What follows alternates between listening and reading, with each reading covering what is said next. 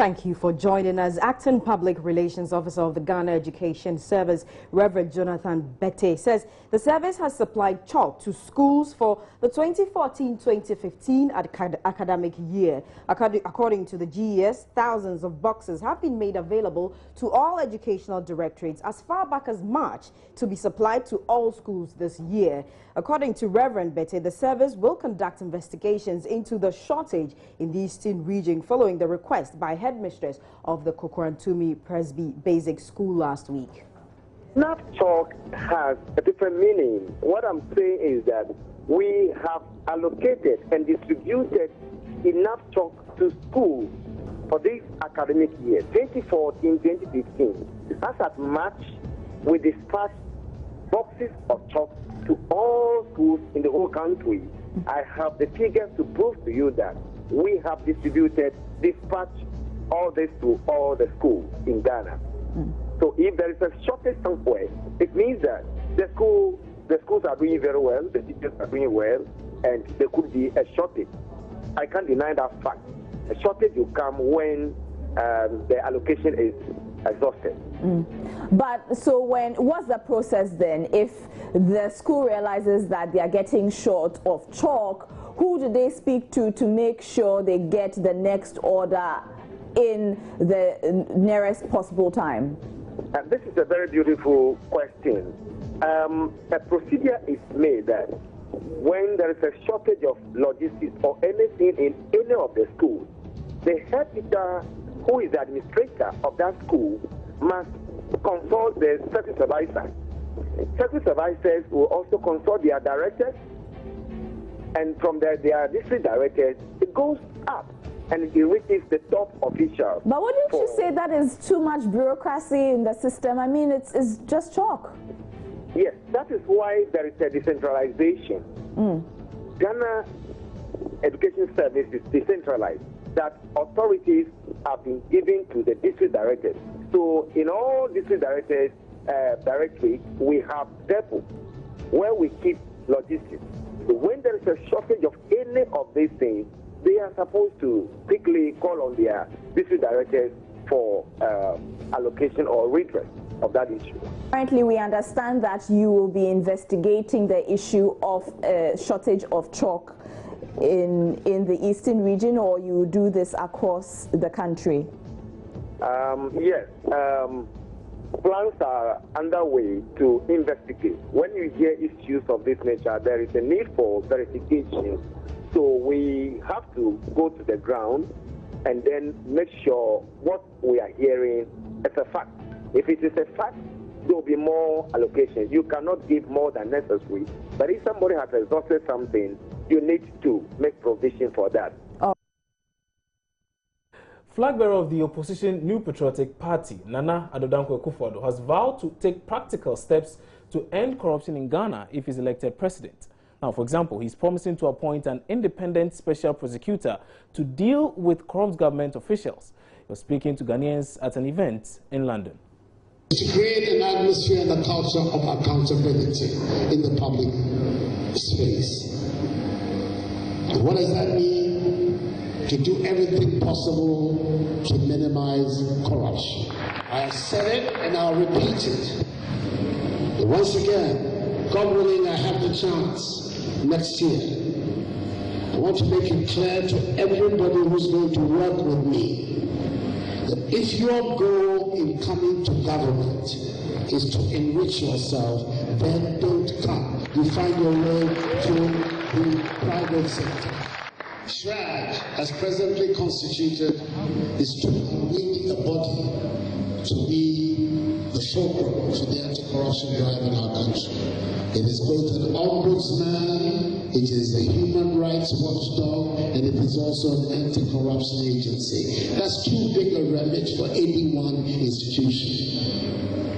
My determination is to hive off the anti-corruption agency from SHRAG and create a special office, a special prosecutor.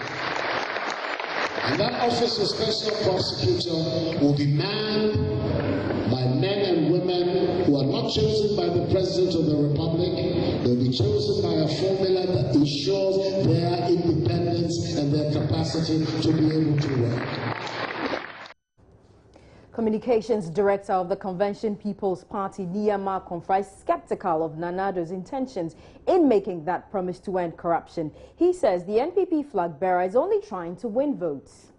Kenyans are tired of the continuous ping-pong politics of the NPP and NDC on this issue, when we all know that we have moved from rampant corruption to arrogant corruption. The corruption now is laced with arrogance. So it's not more institutions that we need. We need people who are going to be dedicated. When they say they're going to do something, they're going to do it. We all know that Mukta Bamba is still within the NPP. We know that he ended up in the campaign team.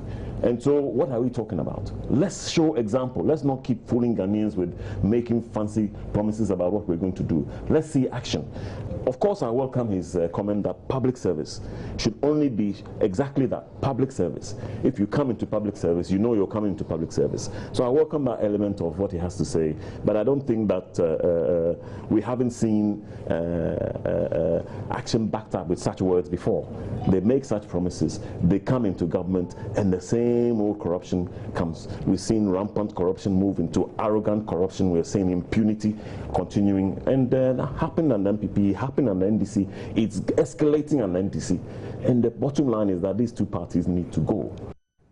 Meanwhile, former chair of the Commission for Human Rights and Administrative Justice, Emil Short, is supporting Nana Akufo-Addo's proposal for the establishment of an independent special prosecutor to lead the fight against corruption. Standing position which I have taken, and I took this position before the Constitutional Review Commission, that the triple mandate of SHRAJ, in other words, acting as a Human Rights Commission, an Ombudsman institution, and an anti-corruption agency, is too broad. And therefore, I have always recommended that the anti-corruption mandate of SHRAJ should be hived off from the Commission and a separate anti-corruption commission established. Indeed, recently when we had an IEA conference on corruption, I repeated this recommendation. And so many countries have an anti-corruption commission, an independent anti-corruption commission that focuses on corruption and has various departments like a prevention department, an investigation department, a public education department. And that is the best way to go. Even small countries like Sierra Leone have an independent anti-corruption commission. Life has come to a standstill for many residents of the Abuja slum in Accra, which was raised down by a fire last week. Residents who spoke to Joy News say they are living in limbo as they struggle to put their lives back together. Joy News' Derek Ekosam caught up with Kofi Danso, who has been forced to postpone his customary marriage ceremony. Because that particular day now, I had a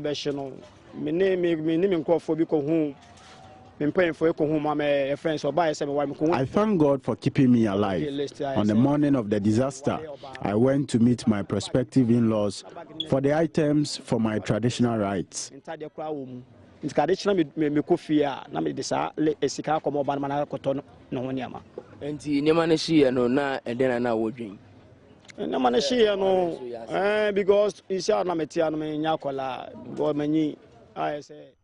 I am aging, and it's time to settle down with my dream woman.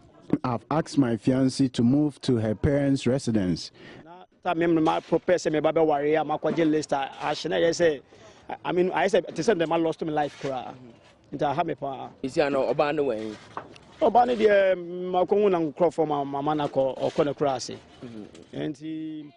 I'm praying she doesn't have a change of mind. I need to get back on my feet so I can marry my dream lady. I'm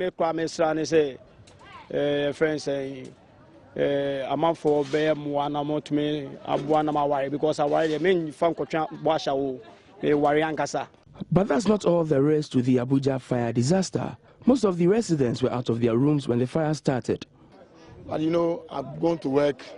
On the way coming, when I get a call that the place started burning. So as that, I have to rush and come. Before I get to the place, everything got burned. Tina me timid and na me nyale empoti ti won e di nkomo a eneja ti. I had returned from hawking and was chatting with my neighbors. I excused myself to take a shower, but for my friend's strength, I would have died.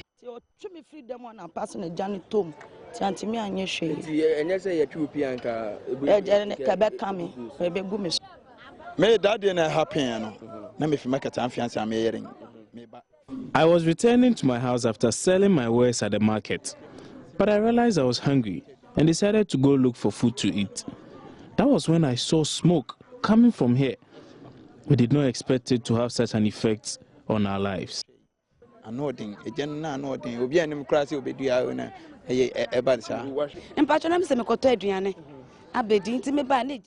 was also looking for food to eat, and I found a place up in flames. My feeble legs could not carry me into the shacks to retrieve some of my belongings. Life is back to basics for these people who have no idea how to get back to their hitherto comfortable life. For now, many of these residents live from hand to mouth. Oh, you know, I have a friend. I talked to the friend. They said, oh, I should come and live for a while. When the people allow us to come and build back, then I'll come and build back. That's where I'm living now, at Kolebu with a friend. But it's life as it was? Oh, no. As you know, well, what has changed? It has changed a lot because in a life, you know, when you lost something in your life, it hurts you. Even if a TV said I lost, it will hurt me because I bought it with the money. I now live at the mercy of my friends. They give me tokens to buy food to eat. That's how I fend for myself. Life has become very difficult for me now. This is all I have. I live here with my wife and 2-year-old daughter. We live in a miserable condition.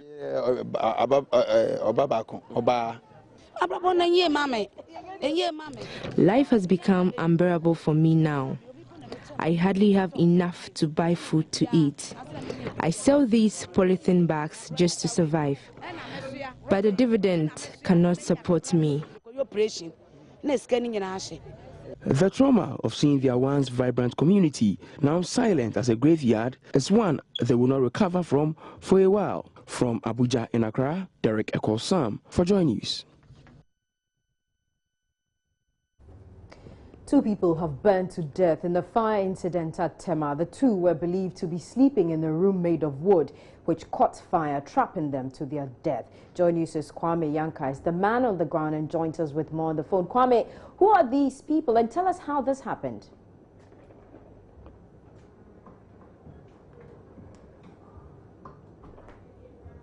Hello, Kwame, if you can hear me, can you kindly tell us who these 2 people are?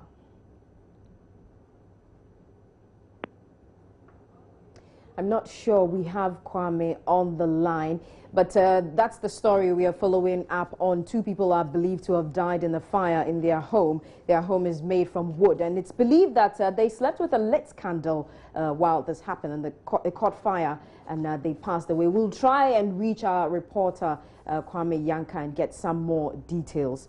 But we'll continue with some other stories. After suffering a spate of armed robbery attacks, residents of the Amanfrom community in Kaswa are seeking protection in a revived neighborhood watchdog committee. For this, they are calling on the police for help. Joy News' Derek Ekosam reports that the Amanfrom residents say a police post in the area has done little to deter criminal activity in the community. More than 20 houses were robbed in the attack, which lasted for more than 4 hours. The residents say if the police had responded to their distress calls earlier, they may not have lost as much as they did. The absence of the police in the area, coupled with the bad road network, made it possible for the robbers to carry out the attack. The residents therefore want the police to train some of their members who will constitute a new watchdog committee. So far as I'm concerned, we are not safe automatically. What I can emphasize on is we couple with this power outage. Now the power outage seems to be taking place in the night. If this thing is brought, I think the whole entire community will welcome it. Yes. What will be the benefit of a police post in your area? Oh, police, you know, their job is protect security, make sure the peace transpire in the area? Actually, the armed robbery attack has got a lot of effect on most of the people in this area. So I think if we have some people, it's like they've shot a lot of people and then they've taken people's money a lot, and then mostly some of them too don't have money. It's because of the armed robbers. We are not safe in this area. It's like when we sleep, we can sleep very well because we are having some people to guide us when we are asleep. Sometimes we just have to stay awake for the whole day. For the night, just because we are scared if you are sleeping, maybe someone will bash into the houses. The securities are late. It's not that tight. It will help us because our sleeps will now be, we'll feel comfortable here, we'll feel safe in the area. We'll not have those sleepless nights and those things. The residents also say they no longer feel safe in the area as a result of the robbery incidents. They are forced to sleep by 8 p.m. each day. The nearest police station is on the outskirts of the town. They hope the revamping of the watchdog committee and the establishment of a police post will give them a sense of security. From Amanfrom, my name is Derek Akosam for Joy News. We can go back to Kwame Yanka. He's following the story where 2 people died in a fire in their home in Tema. Hello, Kwame. Can you tell us exactly where this happened? Well, there's a spot called Zimbe Spot at Tema New Town. It's not far from the Chimu Lagoon where this sad incident occurred. And have the police been there since the fire? Oh, yeah. The police were here earlier in the day. I must say at dawn, because since it occurred around 2 a.m., they had to come in and then convey the body to the morgue, as well as the fire service who were here to fight the fire. But later in the day, the Tema Regional Fire Commander and his team were here to look at the extent of damage as investigations continue. Kwame, what do we know about these 2 people? Who are they? Come again. I'm asking, who are these 2 deceased persons? Yeah, these are relatives of the Queno family. I must say, a 14-year-old and then a 4-year-old who were part of the family when the fire occurred. But then the family members thought they were able to escape. Only got to know that they were still trapped in after the fire was put under control. And I must believe that there's grief all over, but if you've spoken to any of the residents, how are they feeling about this? And if possible, family? Yeah, they are very sad. Those from far and near are still talking to the police to see for themselves what exactly might have caused it and the extent of damage. Kindly, there are some men with shovels trying to help clear the debris from the place. Kids and adults are still in a state of shock, are yet to come to terms with what exactly has happened. It's a very sad day for Tema New Town. They are in a very in a sad state, I must say. That's Kwame Yanka, reporter at Tema New Town, telling us that story where 2 people died in a fire in their home. Well, you're still watching News Today here on Joy News Multi TV. We'll return shortly with some more news. Don't go away.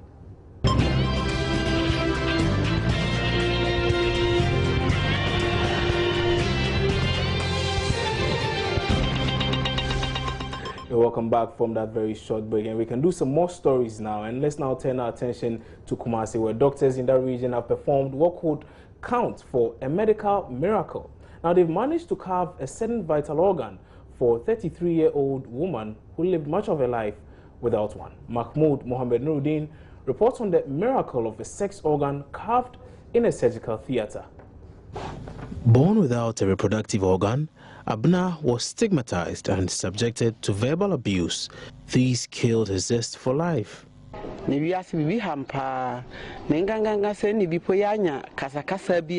Anytime I have a misunderstanding with anyone, they will insult me and call me names, asking if I have ever seen a man's sex organ or if I've ever been with a man before. Raised by a single parent, she was shunned by society. She moved around from Ghana to Ivory Coast to avoid the stigma, and then on to Togo, where her secret was threatened. In all her travels, men tend to vilify her after realizing she did not have what they really wanted. Abna moved back to Ghana to face the reality of having to live with no vagina. She moved from Doma, her hometown, to Kumasi to continue her unsuccessful quest for a miracle after getting in touch with Adom TV's Kofi Adumawaweni. The Pampasu show host got her a doctor at Agogo, who unfortunately could not help saying the scale of her deformity was above him. She ended up at the Komfanochi Teaching Hospital upon the advice from the doctor at Agogo. She had to raise 5,000 Ghana cedis for the surgery. Even though some philanthropists footed her medical bill, she had a challenge of accommodation, so she shared a kiosk with head porters for over 3 months until she met Mama Ikea. After 3 complicated surgeries, the 33-year-old now has a vagina. Her days of trauma and public criticism are over. I'm grateful to God for my life, because now no one can insult me or call me names. Now I have a vagina. While thanking all who have helped her on her quest for a miracle, Abna Tamia has one more request: that she get support to purchase her medication. Mahmoud Mohammed Nuruddin's report for Joy News. Well, indeed, a very sad story there, Francisca. Yes, We're passing a lot of sad. comments about the story. But it's good news that she's been able to go through the surgery and it was successful. Indeed. Well, we're taking another break here on News Today. We'll return shortly with some more. Don't go away.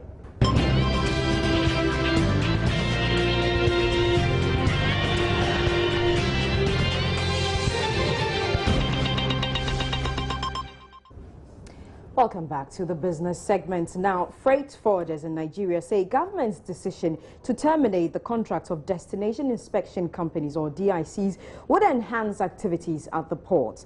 The Customs, Excise and Preventive Service, SEPS, is to take over classification and valuation from 1st September.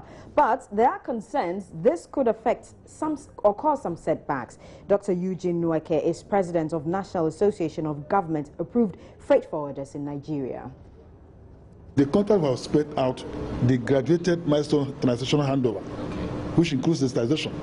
So that is what you need to look at. If you go back and revisit the contractual agreement as spread out, this is not a contract just signed, we have assigned to you. No, it is spread out what should be done each year at what point in time.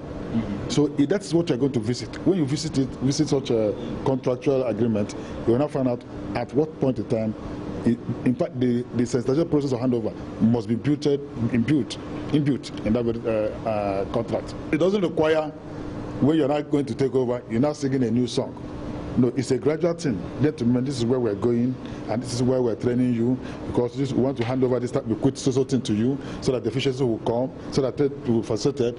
It's a continuous thing. But better late than never, even if it's the case that Ghana hasn't had it with the stakeholders and all that, barely 6 weeks to go.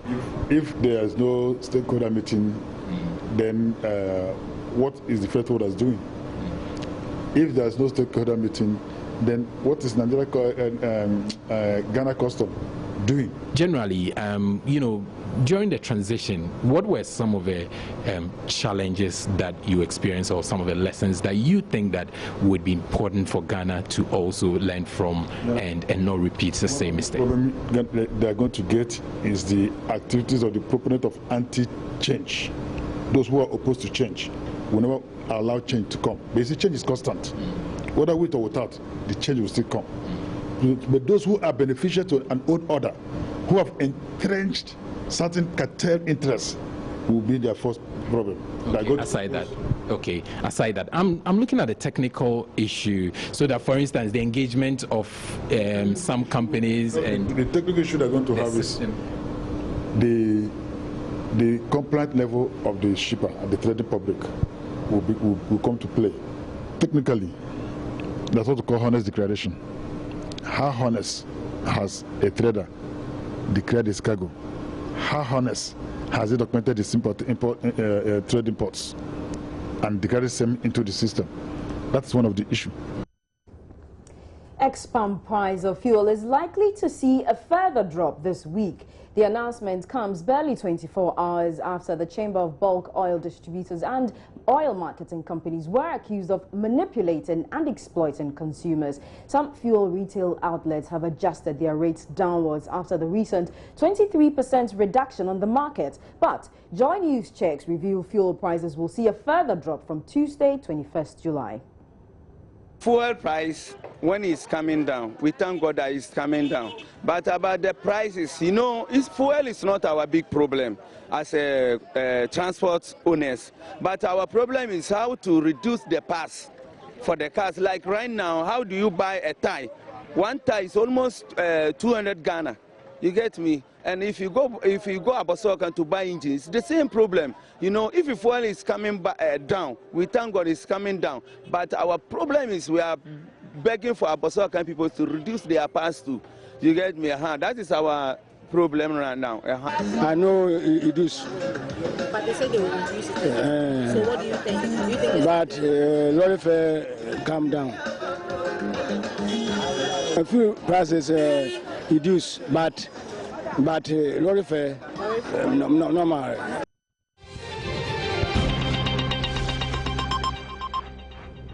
Welcome back to the news with Francisca and Kwabna. Yeah. Okay, so let's do some more stories now. And there's been a high rate of divorce cases in Ghana, with about 600,000 marriages hitting the rocks in the last 10 years alone. Now, most of them within 14 months of commencement. Now, various reasons have been given for this startling trend, with women often taking the blame. Now, Reverend Mrs. Patricia Sapo, a minister with the Action Faith Chapel, is therefore advising women to be submissive to their husbands as a sure way to ensure their marriages last longer. She was speaking at the launch of her book, The Christian Woman. Derek Ekosam was there for Joy News. The 127-page book seeks to inculcate in readers, especially women, the spirit of humility, as it is considered the key for sustaining marriages. Reverend Mrs. Sapo says her counseling sessions with women, most of whom were ready to end their relatively new marriages, inspired her to write the book. She says though her book may not be the most authoritative guide towards ensuring one's marriage remains problem-free, she believes reading the book will suffice for healthy relationships. I believe this book will help a lot of marriages, you know, to succeed. It has a lot of information, you know, on scripture, which is scripture-based, and it's so practical, you know. All the challenges in marriages have been addressed in this book. Well, the book is about the women, who they are, and the fact that women were created to be helpmates of women. And the emphasis of that is that men do not have it all. If men had it all, God wouldn't have created women. Yes, I think every area of our lives, I mean, whether you are a man, whether you are a woman, whether you are a young girl coming, married or unmarried, whoever you are, this book is appropriate. And I'll highly recommend it because it was born out of the Spirit of God. And it's based on experience in my own marriage life that I have tried the Word of God, tested it and applied it. And I have seen that it works. The underpinnings of the book show the secrets to enjoying marriages, not only for newly married women, but also for those who have been in the institution for a long time and are in need of refresher courses. And with the increasing divorce rates in Ghana, hopefully the Christian woman will be the first port of call for strengthening the bond between couples who are having a difficult time piecing together their marriages. For Joy News, Derek Ekosam, Accra.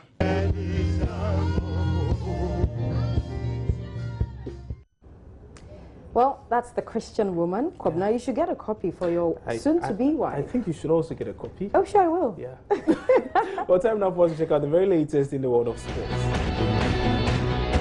Champions Kumasi Asante Kotoko were humbled in a 3-0 reverse scoreline to become Chelsea at the Babaya Stadium in Kumasi yesterday. Now, Kofi Owusu netted the game's opening goal in the first half, but Owusu then scored a second in the second half before Asiwome Fomoda completed the route and sealed Chelsea's first win over Asante Kotoko for 4 years and the first away win in 33 games. Now, pressure is mounting on Kotoko coach David Duncan, but he remains unfazed. You know my history. I have never joined a club that is well set. From my days in Olympics, 15, ended up 4. From my days, Ash Gold, 16, ended up 8. Ash Gold even before I joined, 2006. These things, I don't need to reiterate them. I've never been a quitter. Even Olympics in the year 2021, how many people, even the likes of the world-renowned coaches, they couldn't have done what I did. Accra 14, ended up 5th. So I've never shied away from challenges. I go and take up the jobs that everybody runs away from. The challenges that I've been able to surmount have played out. I've never had a comfortable job. I've never had a job that I just walk into and everything is rosy. I walk into very, very tough tasks and challenges. So, not a quitter. Never been a quitter. So that was a tough tack in Kumasi Asante Kotoko coach David Duncan. And a 3-0 defeat in Kumasi will only incur the wrath of the Kotoko fans. But who are they blaming this time? The players on the pitch are not committed enough to die for Kotoko. Let's take Harrison Afu for instance, Samuel Nku for instance. When they were praying for Kotoko, we know that this is the kind of player that Kotoko needs. We bless them. Now look at where they are. Their performance is not good. We have to sack all the players. We have to sack all the players. If Akwete Champo is the first person we have to sack. I think it's with the players. Because if you get such opportunities, you cannot bury such chances. Are you going to blame the coach? I think for now, let's just take our time and support them. So that at the end of the season, we go out to get 3 players. Yeah, I mean, the players are not simply up to attack. The administrators, they are also simply not up to attack. And I'll put the blame on the doorstep of the managers because they brought in these players. Okay, they made the recruitment. So things not going well for Kumasi Asante Kotoko. Can now check out the other fixtures in the First Capital Plus Premier League matches that were other results, matches that were played over the weekend. And Accra Great Olympics defeated Bichim United by 2-1. You look at Liberty Professionals, the game against Midday SC, which you heard the two coaches talk about, Tom Strand and George Lamptey. That match ended goalless at the Karindorf Park in Dansuman. Kumasi Asante Kotoko were at home to become Chelsea. They lost by 3-0. And Edubiase defeated Wafa by 2-0 at the Obuase Linkley Stadium. Heart of Lions stand league leaders Ashanti Gold by 2-1 at the Bando Park. And the Diana Stars were in Doma. They hosted Accra Hearts of Folk. They defeated Hearts, and Hearts continues their poor form without Herbert Ado continues, and they lost that game by 1-0. So Hearts of Folk in the relegation zone. Hazakes won, while All Stars won, and BA United also were at home to Interallies, and they lost by 2-0. So we can check the standings now, and Ashanti Gold are leading the Premier League standings with 40 points after match day 22. Brekum Chelsea are second. They've moved to second. They've been very impressive. They have 36, just 4 points separating themselves and the league leaders. That's Ashanti Gold. So look, and the Diana Stars also gradually building up the 35 points, just a point between themselves and Brekum Chelsea. So the last 8, Liberty is there, Hazake 7, Wild Stars 6. But you look at the bottom of the Premier League table, is Accra Hearts of Folk. They find themselves in the relegation battle with some few points there, and also BA United and Accra Great Olympics. So let's say if the Premier League is ending today, you get Accra Hearts of Folk, Accra Great Olympics, and BA United all relegating to play in the Division 1. That's it from me. My name is Benedict Owusu. Enjoy the rest of the program and enjoy the rest of the day. The sport. A man has shot and killed his friend at Wasa East in the Western region. Now the two were reportedly quarreling this morning when one of them reached for his gun from his room and immediately shot and killed the other. Now here's an eyewitness account. Thank you for joining us. Tell us what led to this quarrel, which eventually led to somebody being shot and killed. In this morning, we heard about there was a gunshot. So we rushed to the place. We saw the man holding the gun and standing in front of the body. So because of the gun holding the man, we cannot go near him. Just stand back and watch what is going on. So immediately, the man came into his senses and put the gun somewhere. Took some medicine called Gramazon and drank. So the police rushed on him and took him to the hospital. So what you're saying is that the shooter or the individual who shot the other person drank a substance and the police sent him to the hospital thereafter? So the man is now in Christian Apple Hospital. Sorry, can you tell us that again? I said the man is now in Christian Apple Hospital. Okay. What about the deceased? Did the police also convey his body to the morgue? Yeah, the police has taken the body to Kumasi Hospital, government hospital. And how are residents reacting to this? Have you been able to identify any relatives who, relatives of the deceased or the person picked up by the police? The man is very kind. The man is not someone who can even murder somebody. He's very kind, very close to me. I'm very close to the man.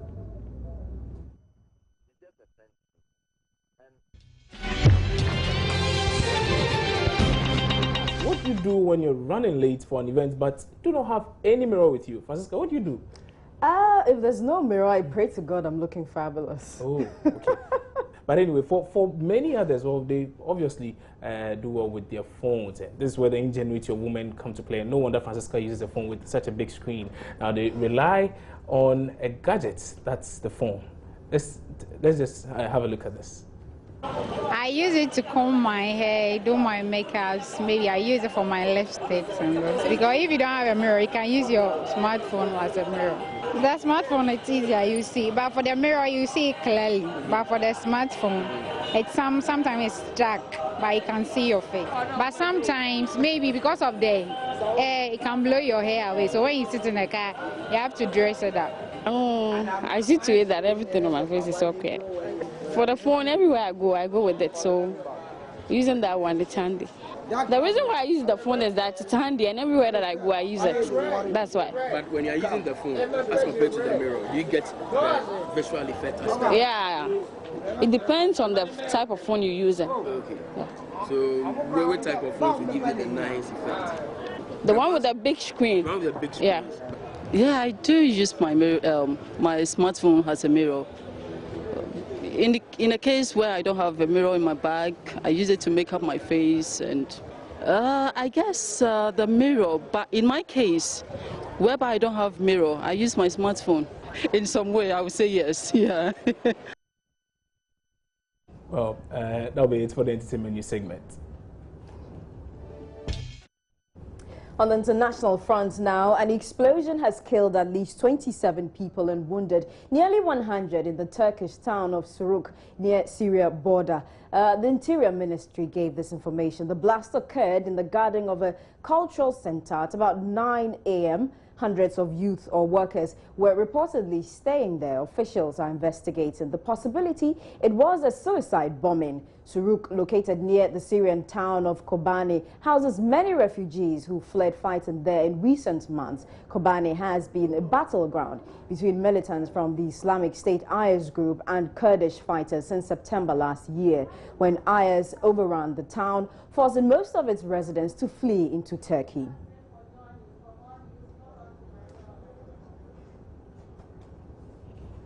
Well, that'll be it for the news here on Joy News Multi TV. For more news, do well to log on to myjoyonline.com. My name is Kobna Chenchen Boateng. And I'm Francisca Kakrafos, and thank you for your company. Enjoy your holiday.